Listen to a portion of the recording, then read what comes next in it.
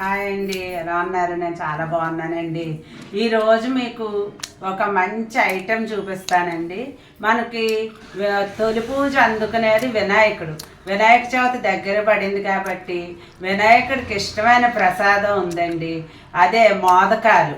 ఆ మోదకాలుకి ఎలా తయారు చేయాలి, వాటి ఏం కావాలి అన్నది చూపిస్తాను. రెండు వీడియోలోకి వెళ్దాం. ఇదిగోండి, బియ్యం పిండి, బెల్లం, కొబ్బరి, యాలక పొడినండి దీనికి కావాల్సింది. ఇది ఎలా తయారు చేయాలి ఏంటన్నది ప్రాసెస్లోకి వెళ్దాం రండి. ఇదిగోండి, ముందు స్టవ్ వెలిగించి కొద్దిగా నెయ్యి వేసుకుందాం. ఎందుకంటే పిండి ఉడికినప్పుడు గిన్నెకి అంటుకోకుండా ఉంటుంది నెయ్యి వేసుకోవడం. కానీ నూనె కూడా వేసుకోవచ్చు మనం. ఇప్పుడు నేను ఈ గ్లాస్తో గ్లాసుల పిండి తీసుకున్నాను, అందుకని గ్లాస్ నీళ్ళు సరిపోతాయి. గ్లాస్ పిండికి గ్లాస్ నీళ్ళు. ఇందులోను పై తొక్కకి మనకి చప్పగా లేకుండా కొద్దిగా టేస్ట్కి సాల్ట్ వేసుకోవాలి. అది ఉప్పుగా కొంచెం మరీ చప్పగా లేకుండాను. ఇప్పుడు ఇందులో అది కూడా మరీ చప్పగా లేకుండా కొంచెం బెల్లం ఈ వాటర్లో వేసుకోవాలి. ఈలోపు ఇది మరుగుతూ ఉంటుంది. ఇప్పుడు పక్కన మనం కొబ్బరి అది ఉంది కదండి, ఆ కొబ్బరి అన్నీ కూడా కలిపి పెట్టుకుందాం. మనం ఈ పూర్ణం లోపల శనగపప్పు పెట్టుకోవచ్చు, లేదంటే కొబ్బరి పెట్టుకోవచ్చు, నువ్వు పప్పు చిమ్మిలి పెట్టుకోవచ్చు, ఏదైనా పెట్టుకోవచ్చు అండి. నేను కొబ్బరి తీసుకున్నాను. ఈ రెండు ఇలా కలిపి పెట్టేస్తాను. ఇది దగ్గర పడిపోతే సరిపోతుంది. మామూలుగా గ్లాసు కొబ్బరి కూర అనుకోండి, అర గ్లాసు పైన కొంచెం బెల్లం వేసుకోవాలి, అప్పుడు కరెక్ట్గా తీపి సరిపోతుంది. ఈ లోపుగాను అది నీళ్ళు కూడా మరుగుతున్నాయి. పిండి కలయి పట్టేసి మూత పెడతాను. ఇది దగ్గరికి అలాగా దగ్గర అవుతుంది, అప్పుడు చూద్దాం. ఇది చూసారా, నీళ్ళు మరుగుతున్నాయి. ఇప్పుడు పిండి అలా కొంచెం మరగాలి, ఇంకా నీళ్ళు మరుగుతూ అంటే ఇది చేయొచ్చు. ఇదిగో ఇప్పుడు కొంచెం మరుగుతూ అంటే ఇదిగో చూసారా, పైకి అలా మరగాలి, నీళ్ళు మరిగితే సరిపోతుంది. పిండి ఇలా పోసేసి మనకి గ్లాస్ పిండికి గ్లాస్ నీళ్ళు సరిపోతాయి. చూసారా, కరెక్ట్గా ఉంది. ఇప్పుడు దీన్ని ఇలా కలిపేసి, అసలు గిన్నెకి కూడా అంటుకోదండి, మగ్గుతుంది. దీని మీద మూత పెట్టేస్తాను. దీని మీద మూత పెట్టేసి ఉంచుతాను. తర్వాత ఈ కొబ్బరి కూర అది దగ్గర పడిన తర్వాత ఏ విధంగా మోదకాలు తయారు చేయాలో మీకు నేను చూపిస్తాను. ఇదిగోండి, కొబ్బరి కూర ఇలా దగ్గర పడింది, సరిపోయింది, దగ్గరికి పడిపోయింది. ఇప్పుడు పిండి ఎలా ఉందో చూద్దాం. చూసారా, చక్కగా మగ్గిపోయింది. మూత పెడితే ఇలా దగ్గరికి ఇంక వండ చేస్తే ఈ విధంగా అది ఇలా అవ్వాలి. ఇప్పుడు ఈ ప్లేట్లో తీస్తాను. నేను తీసి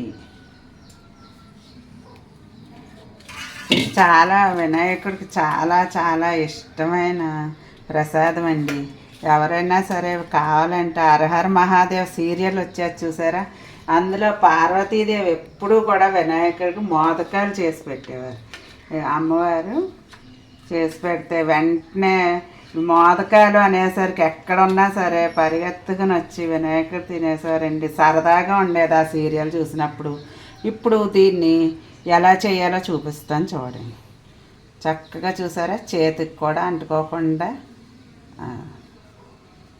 ఇలా వండ చేసుకుని ఇలా డప్పలా చేసుకోవాలండి. చాలా ఈజీగా చేసేసుకోవచ్చు. వీటితోటే మళ్ళీ జిల్లేడికాయలను కూడా చేసుకోవచ్చు, అంటే కజ్జికాయల టైపులో చేస్తారనమాట ఈ పిండితోటేను.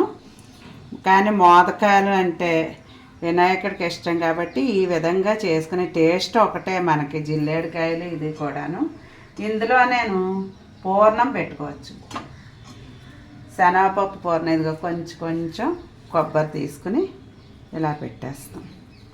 పెట్టి దీన్ని ఇలా దగ్గరికి కొంచెం తక్కువ పెట్టుకుంటే సరే, ఇలా దగ్గరికి చుట్టూ దీనికి మోదకాయలకి ఇది కూడా ఉంటుంది చేసుకునేది కాదు, చిన్నదిగా ఉందండి మా దగ్గర. మోల్డ్ ఉంది కానీ చిన్నగా ఉంది బాగా.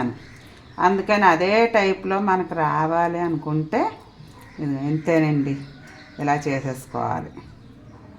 చేసుకుని మనకి మోల్డ్లో పెట్టుకున్నట్టుగా రావాలి అనుకుంటే కనుక డిజైన్ కూడా మనం చేసుకోవచ్చు దీని మీద. ఇదిగా చూసారా, ఇలా చాక్ తోటి ఇలా గీతల కింద పెట్టాం అనుకోండి, చక్కగా మోల్డ్లో పెట్టుకున్నట్టుగా వస్తుంది అనమాట. ఇది ఇలా పెట్టేసుకుంటే ఇది మళ్ళీ ఇంకోటి చేసి చూపిస్తాను మీకు.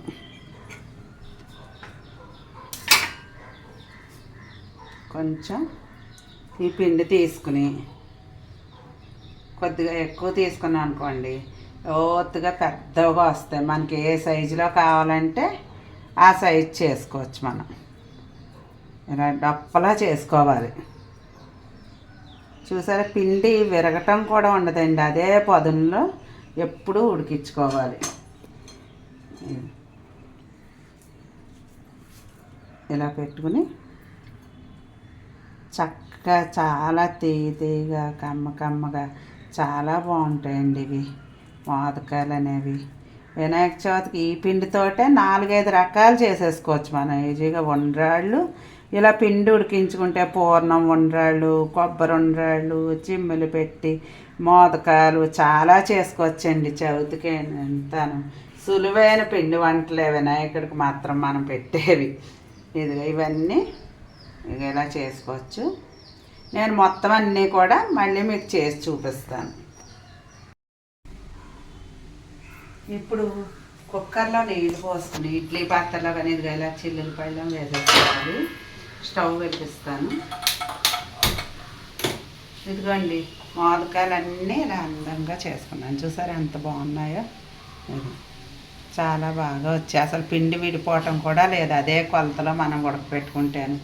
ఇప్పుడు ఈ చిల్లుల పళ్ళెం మీద ఇలా పెట్టేసుకుని కుక్కర్ వెయిట్ పెట్టకూడదు, మనం ఆవిరికే ఒక్క 10 నిమిషాలు ఉంచితే సరిపోతుంది. సిమ్లో మీడియంలో పెట్టుకుంటే సరిపోతుంది. మళ్ళీ ఇది ఆవిరి మీద ఉడికిన తర్వాత ఎలా ఉడికిందన్నది చూపిస్తాను. ఇదిగోండి ఎంతో వినాయకుడికి ఎంతో ఇష్టమైన మోదకాయలు తయారు చేశాను, తీయను. చూసారా ఎంత అందంగా వచ్చాయి. ఇవన్నీ ఆవిరి మీద 5 నిమిషాలు ఉంచితే చాలండి, ఇలా ఉంటాయి. నేను చెప్పిన విధంగా తయారు చేసుకుని రేపు వినాయక చవితిగా మీరు అందరూ ప్రసాదంగా నివేదించుకోవటానికి తయారు చేసుకోండి. ఈ వీడియో కనుక మీకు నచ్చితే లైక్ చేయండి, షేర్ చేయండి, కామెంట్ చేయండి. నా ఛానల్ తప్పకుండా సబ్స్క్రైబ్ చేసుకోండి. మరిన్ని వంటకాలతో మిమ్మల్ని కలుస్తాను. బాయ్.